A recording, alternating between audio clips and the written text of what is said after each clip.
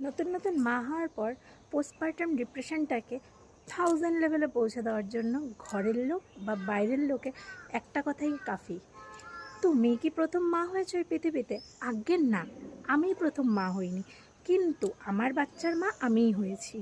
আমার বাচ্চার জন্য ওই যে ডেলিভারি পেনটা আমিই ভোগ করেছি। আমার বাচ্চার জন্য আমারই পেটটা কাটা হয়েছে। আমার বাচ্চার জন্য আমারই পিঠে ইঞ্জেকশনটা দেওয়া হয়েছে। আমার বাচ্চার জন্য এই নির্ঘুম রাতগুলো আমিই কাটাচ্ছি। আমার বাচ্চার হাগুমুতুর কাঁথাগুলো আমিই ধুচ্ছি।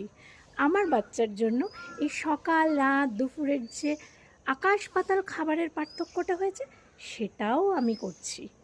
তাহলে আমার বাচ্চার মা আমিই হয়েছি।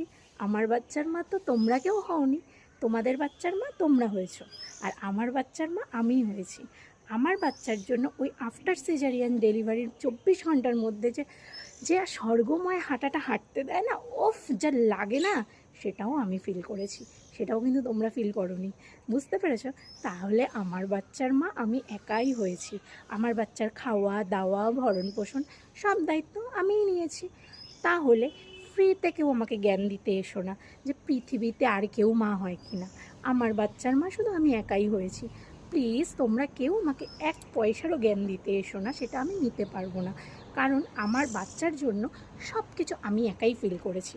তাই আমার বাচ্চার মা আমি একাই। তোমরা কিন্তু এই রোলটা প্লে করতে এসো না আমার বাচ্চার জন্য, প্লিজ।